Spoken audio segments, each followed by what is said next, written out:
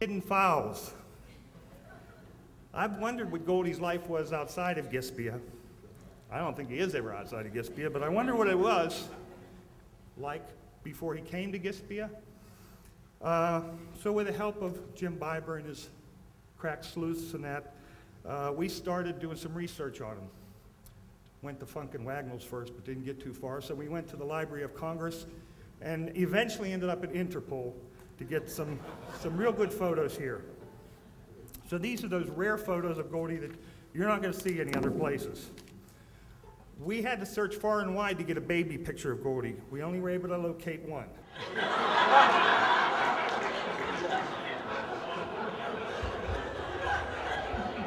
Don was an unusual child. His first spoken words were lock and load. Don Juan Goldie learned that at an early age that the chicks dug musicians.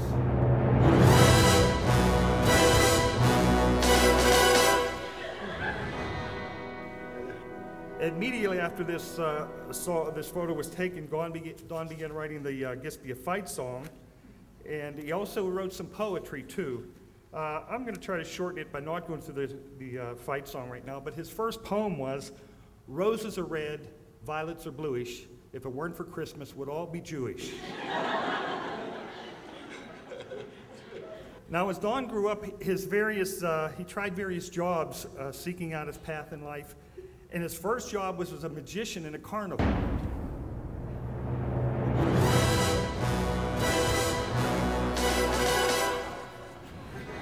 He once commented on the other escape artists when he said, "I admit I'm a fraud, but these guys are really frauds."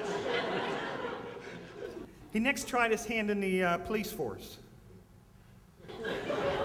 Don was a natural with this group, and I believe most of those policemen went on to become faculty at other schools. The day John Lennon died was a real tragic one. For a while, there was a talk of replacing him with another musician, George, Paul, Ringo, and Goldie. And it might have worked if they really needed a ukulele player. Finally, Don entered into the military. How proud and dapper he looked in his coming home and wearing his new uniform. And he told Mary Ann once, after 6 months on a ship, "Baby, even I look good." Don spent months on end trying to learn the correct way to fly a plane. Don't laugh, it's not as easy as it looks. He worked his way up to bigger and better aircraft, proving that he could be a top-notch pilot. Here he is leaving the field after losing a battle of chicken with that jet in the background. Don was finally given his own plane. Here he is yelling out of the cockpit during one of his earlier flights.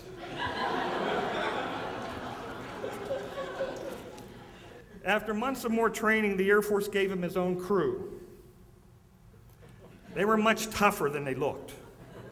He later told someone that their crew were a bunch of freeloaders.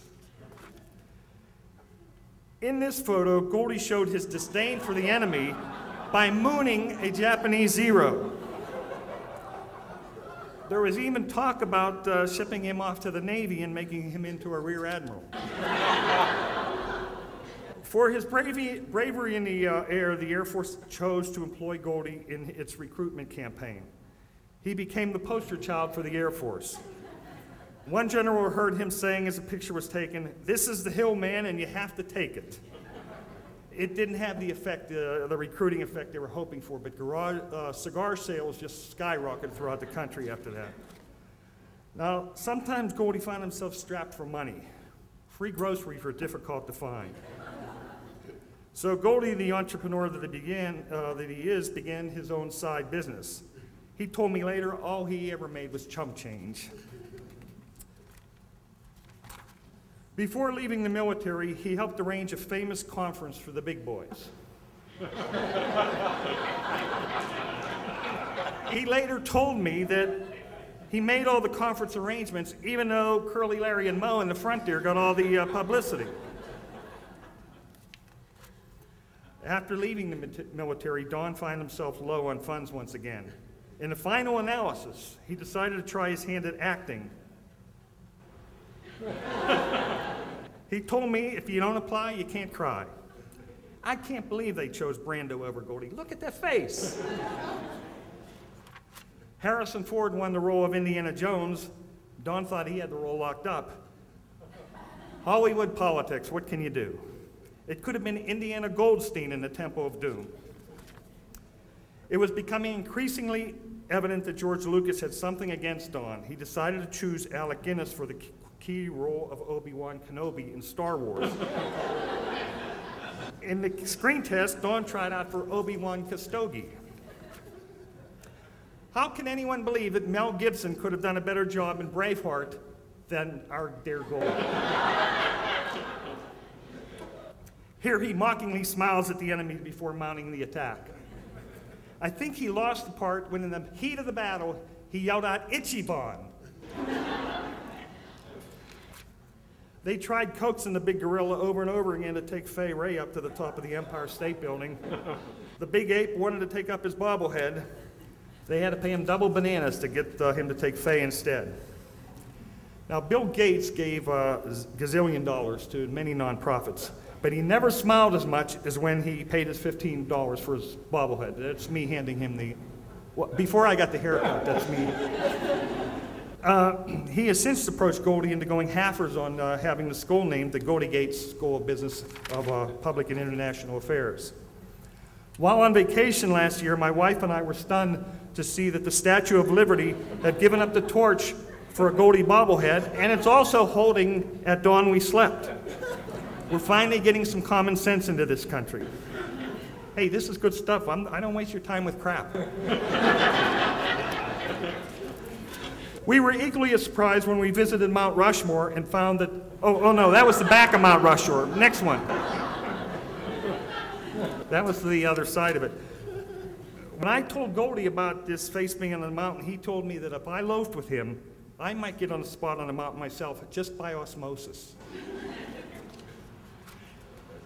Upon our visit to the White House, a former GSPIA grad slipped us this never-before-seen photo. It seems that all 5 presidents did not want to disclose the fact that Goldie had been their double-secret advisor all these years. He once called these 5 the dodos who make foreign policy.